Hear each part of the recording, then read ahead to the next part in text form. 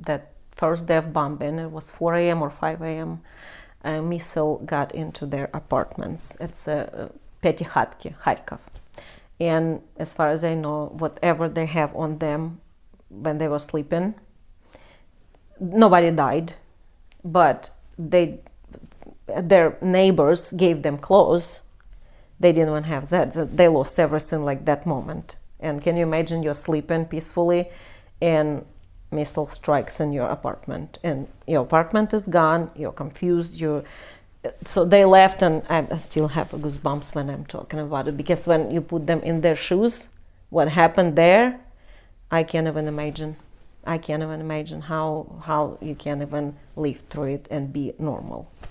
Yeah, it was a journey. I was super anxious, nervous, couldn't sleep, couldn't eat until as I said, my nearest and dearest left that area. It was very bad for me, and I'm here. I'm not in danger. I can't even imagine how they were. Yeah. And at some point they were staying in Lvov before they moved to Croatia. It was a 2-bedroom apartment, and it was 21 people there, or 20 or 19, I can't remember. Really?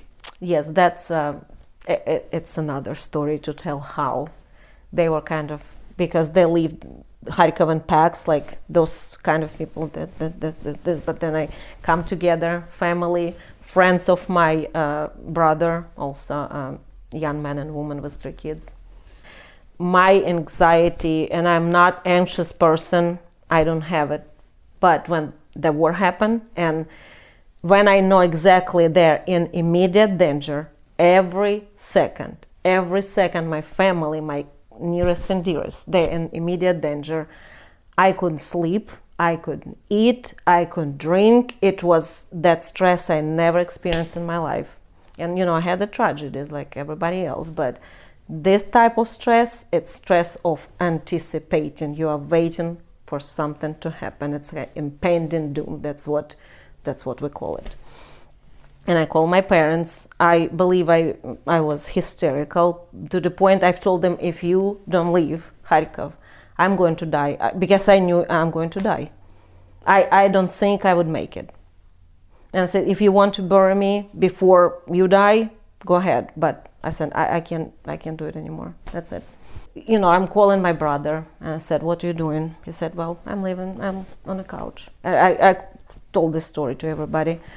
And I said, why are you on the couch? You're supposed to be in a cellar like everybody else. I said, it's just a matter of time. And I just lost it. I couldn't. At that moment, I was like, oh, and he said, please just talk to parents. Maybe you can make them to leave, because he would not leave. He would not leave them, and his kids already were in a different part of country. It was awful.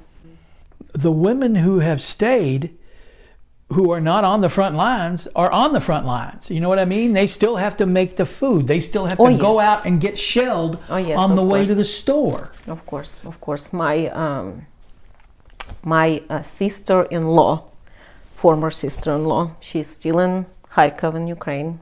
She has a 5-year-old boy. She has grandmother who is total care, and her father is sick. So she's taking care of them. She's taking care of people who still live in that high-rise, and it's mostly elderly people, because they just didn't want to leave. My parents didn't want to leave. They said, we're going to die here.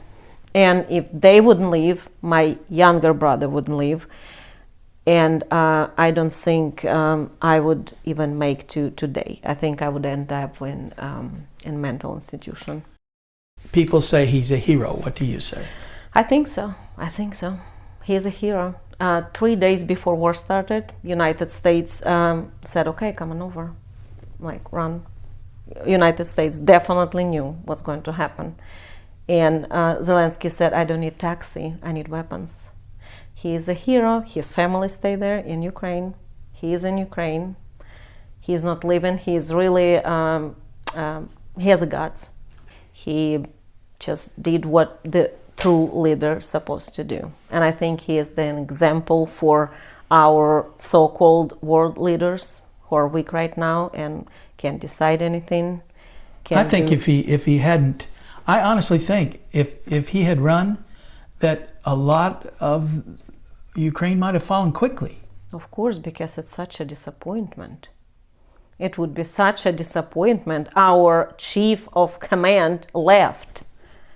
No, that would be totally different. I think Ukraine has to, and a lot of Ukrainians, and usually presidents, when they get elected, at the peak they're very highly praised, and then over time it gets back. It's norm, it's everywhere. But then when war started and Zelensky actually got his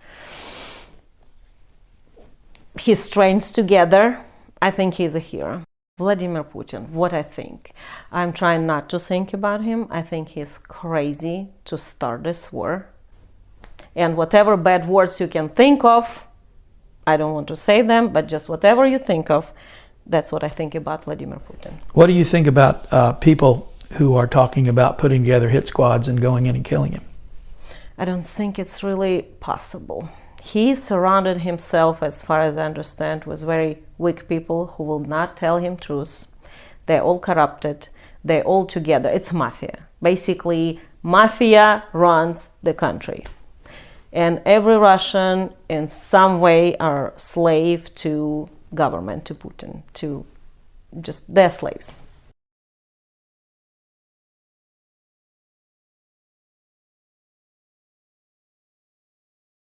To be Russian today is toxic. It's really toxic, and I'm glad it's toxic. I really am glad. And right now, like, I talk to a lot of people and they say, oh, negative thoughts, you wish people bad, Russians. I say, you know what, I'll think about it when it's over. Maybe I'll apologize to somebody what I said wrong. Maybe I wish somebody bad or ill or something. I'll think about it when it's all over. But right now, I really wish them bad, and I don't feel bad about it.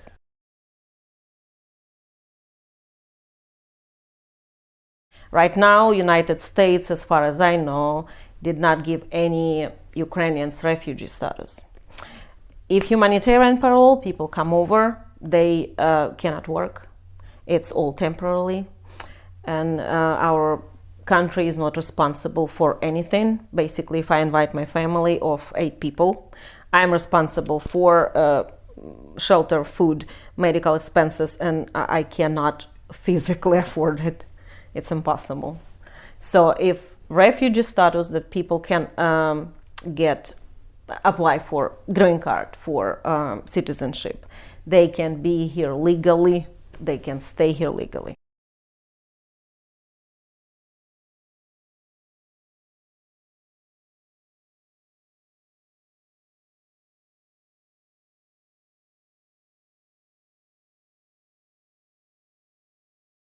I'm amazed that some people are untouched by this war. My wife begins to cry when we watch coverage, so I can't watch a lot of it.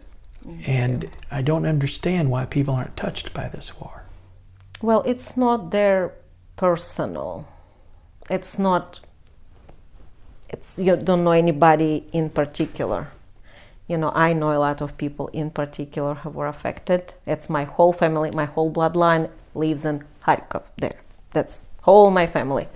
So everyone were affected. My friends, just everything I know. Any of my classmates, any of my teachers, my everybody, neighbors I knew, they are affected in a very awful way by the war.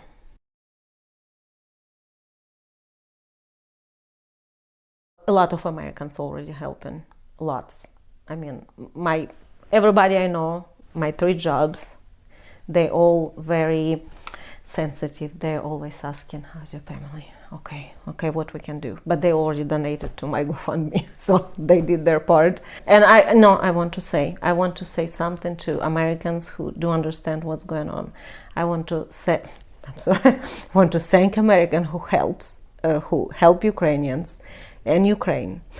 And thank you so much. Thank you.